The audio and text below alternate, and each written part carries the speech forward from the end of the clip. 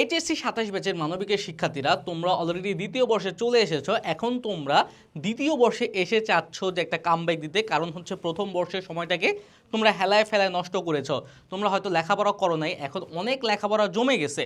এখন তোমরা দ্বিতীয় বর্ষে এসে চিন্তা করছো যে এত জমে থাকা লেখাপড়া আমরা কিভাবে শেষ করব, কিভাবে লেখাপড়া করলে এখন থেকে আমরা বোর্ডে টপার হতে পারবো, A+ পেতে পারবো। আর যারা একান্তই খারাপ, তোমরা চিন্তা করছো কিভাবে লেখাপড়া করলে অন্তত পাস করতে পারবো। কারণ হচ্ছে এই বছর এইচএসসি ২৬ ব্যাচের যেই পরীক্ষাগুলো আছে এগুলো দেখে আমাদের একটা শিক্ষা হয়ে গেছে।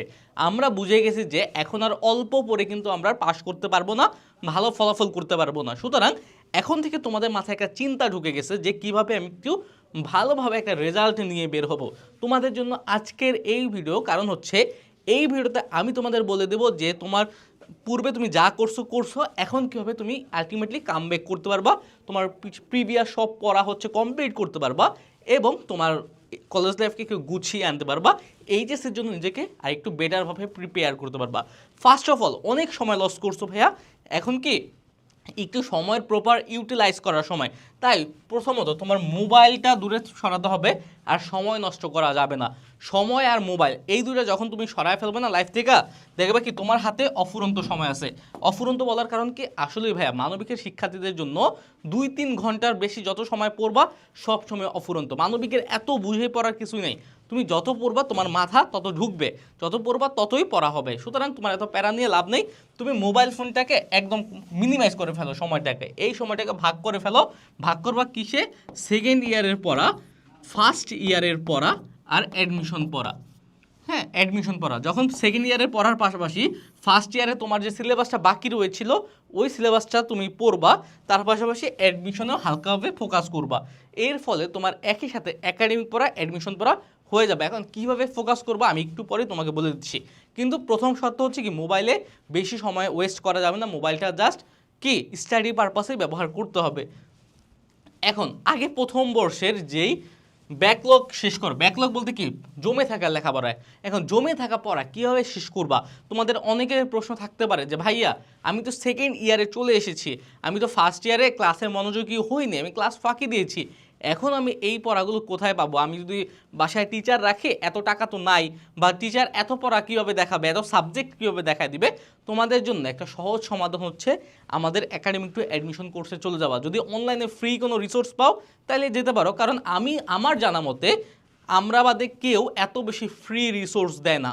সুতরাং আমাদের অনলাইনে ফ্রি রিসোর্স করার পাশাপাশি যেহেতু তুমি সময় বেশি নাই, তুমি সিম্পলি আমাদের এই কোর্সে চলে যাবা। এই যে এইচএসসি ২৭ ব্যাচের যে কোর্স আছে আর্টসের, এই কন্টিনিউ কোর্সে যাবা। এইবার দেখো কোর্সে যাওয়ার পরে তুমি A to Z সকল কিছু পাবা, এখানে রুটিন পাবা। তার পাশাপাশি হচ্ছে কোর্স কন্টেন্টে যাও, এক্সাম তো আছে, ১২০টারও বেশি এক্সাম আছে। কোর্স কন্টেন্টে গেলে একাডেমিক ক্লাস আছে, অ্যাডমিশন ক্লাস আছে, তারপর টেস্ট পেপার সলভিং কিছু ক্লাস দেওয়া আছে। একাডেমিক ক্লাসগুলো দেখো, এখানে Bangla first, Bangla second, English first, English second, ICT, তারপর সাইকোলজি, হ্যাঁ সাইকোলজি সেকেন্ড দেওয়া আছে, ফার্স্ট নিচে দেওয়া আছে, ইকোনমিক্স ফার্স্ট সেকেন্ড, সকল বিষয় মানবিকের বাংলা ইংলিশ আইসিটি সহ মানবিকের সকল বিষয়ের ক্লাসগুলো কিন্তু এখানে দেওয়া আছে। তারপরে তোমরা এক্সাম দাও, তারপর এক্সাম দেওয়ার পরে অ্যাডমিশন ক্লাসগুলো করো। তারপরে এখানে যত ইবুক আছে, ইবুকগুলো দাগানো বই আছে, ২২৫টারও বেশি দাগানো বই আছে, দাগানো বইগুলো পড়ো, তারপর ইবুকগুলো দেখো। তাইলে কি তোমার সমস্যার সমাধান হয়ে যাচ্ছে। তারপরে যদি কোনো ডাউট থাকে, আমাদের যে ডাউট সলভিং এআই আছে, বর্ণ এআই, ওকে প্রশ্নগুলো জিজ্ঞেস করো, ও তোমার প্রশ্নের সমাধান দিয়ে দিবে। এইরকম অনেক ফ্যাসিলিটি তোমরা আমাদের কোর্সে পাবা। সুতরাং তুমি সাপোজ রাত ১২টা বাজে লেখাপড়া করতেছো, এখন তোমার ইকোনমিক্সের একটা টপিকের সমস্যা হয়েছে, সিম্পলি কোর্সে চলে যাও, ইকোনমিক্সের ক্লাসটা বের করো, শেষ। কোনো প্যারা নাই তো, লেখাপড়াটা খুবই ইজি হয়ে গেছে, কিন্তু তোমরা এইসব থেকে দূরে চলে গেছো অ্যাকচুয়ালি। তারপর দেখো, তারপরে তোমার কাজ হচ্ছে প্রতিদিন রাইটিং প্র্যাকটিস ও এমসিকিউ সলভ করা। দেখো এমসিকিউর কথা কি কেন বললাম, তোমরা যারা A+-এর আশা করতেছো, তোমাদের A+ মিস যায় কেবলমাত্র এমসিকিউর কারণে। আর এমসিকিউটা আগে অনেক সহজ মনে হলেও এখন কিন্তু আর সহজ না। এমসিকিউতে সবচেয়ে বেশি ফেল আসে, এমসিকিউ অনেক কঠিন দেয়। দেখা গেছে কি যে প্রথম পত্র সহজ দিলে দ্বিতীয় পত্র কঠিন দিয়ে দিছে, দ্বিতীয় পত্র সহজ দিলে প্রথম পত্র অনেক কঠিন দিয়ে দিছে। কিন্তু আমাদের তো এমসিকিউতে পাস করা লাগবে, ঠিক না? এই জন্য তোমাদের এমসিকিউ সলভ করা লাগবে। আমাদের যে কোর্স আছে, কোর্সে ৪১,০০০ এমসিকিউ দেওয়া আছে। 41,000 এমসিকিউ মানবিকের জন্য। ক্যান ইউ ইমাজিন 41,000 এমসিকিউ তুমি কি সলভ করে শেষ করতে পারবা? শেষ করতে পারবা না, কিন্তু যতটুকু পারো শেষ করো। তোমার তো দেওয়া তো আছে, তোমার তো আর খুঁজে খুঁজে পড়া লাগবে না। এখান থেকে তুমি 4,000 5,000 সলভ করো, তাইলেই তো হয়ে যাচ্ছে, মোর দ্যান ইনাফ, ঠিক না? সুতরাং তোমার প্র্যাকটিস করা লাগবে। আর রাইটিং প্র্যাকটিসটা কেন ইম্পর্টেন্ট? কারণ হচ্ছে তোমরা অনেকে পড়ো কিন্তু লেখার প্র্যাকটিস করো না। এই কারণে কিভাবে খাতায় উপস্থাপন করতে হয়, কিভাবে লিখলে ভালো নাম্বার পাওয়া যায়, এগুলো তোমরা জানো না। এর ফলে তোমরা খারাপ রেজাল্ট করো। এই ভুলটা করা যাবে না। ওকে, লিখে লিখে প্র্যাকটিস করা লাগবে। আমাদের ওইখানে এক্সাম দেওয়া আছে, এক্সামগুলো দিবা, তারপর লিখে লিখে প্র্যাকটিস করবা। তারপর বাংলা, ইংলিশ ও আইসিটিকে প্রতিদিন হচ্ছে সময় দিবা। কারণ হচ্ছে তোমরা যারা এই বছরের বাংলার দ্বিতীয় পত্রের প্রশ্ন দেখেছো, বাংলার প্রশ্ন, তারপর ইংরেজির প্রশ্ন, ইংরেজিতে কি আসছে? ইংরেজিতে কম্পোজিশন আসছে কি?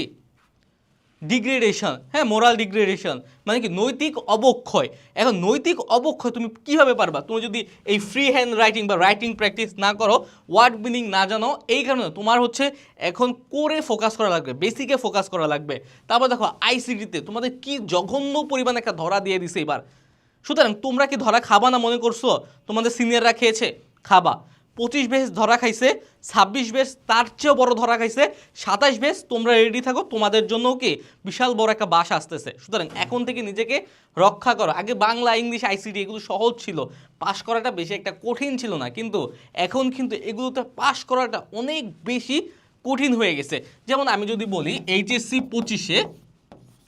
25 ব্যাচে মানবিক থেকে ফেলের সংখ্যা, পাশের সংখ্যা ছিল মাত্র কত? 50.51%, মানে কি 50% পাস করছে।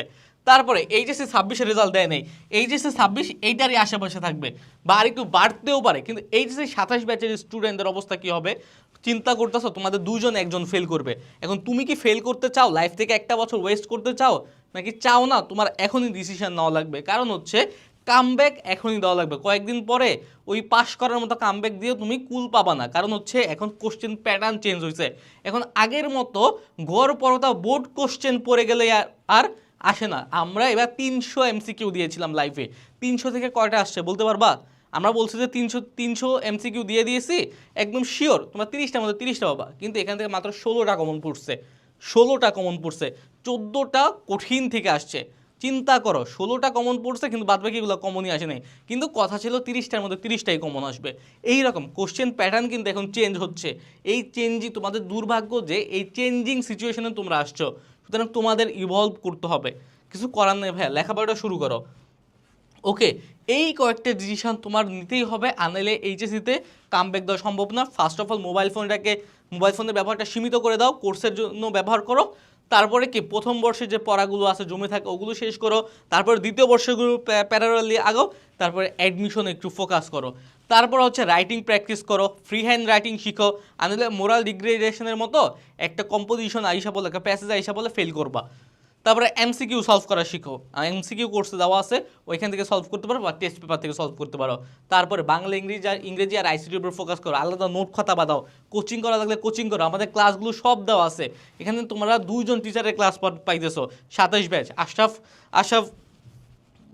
স্যারের, আর হচ্ছে এই যে আমি তোমাকে দেখাই দিই কোর্সে গিয়ে ডাইরেক্ট আমাদের লজিক আইসিটি চলে যাই। এই দেখো ICT A to Z course, আবার আইসিটি বাই তানবীর স্যার, মানে 2টা টিচারে তোমরা আইসিটি ক্লাস পাচ্ছ কিন্তু। সুতরাং এখন যদি এই সুবিধাগুলো তোমরা না নাও, তাহলে তোমাদের মতো হতভাগা আর কেউ নাই। তাহলে তোমার ফেইলের জন্য, তোমার খারাপ রেজাল্টের জন্য তুমি একমাত্র দায়ী থাকবা। ওকে, এরপরে যদি তোমাদের কারো কোনো সমস্যা থাকে, প্রশ্ন থাকে, আমাদের জিজ্ঞেস করো, ইনশাল্লাহ আমরা চেষ্টা করবো তোমাদের সমস্যাগুলো সমাধান করে দেওয়ার জন্য। আজকের ভিডিওটা এই পর্যন্তই থাকলো, আবার দেখা হবে। সেই পর্যন্ত সুস্থ থাকো, ভালো থাকো, আসসালামু আলাইকুম।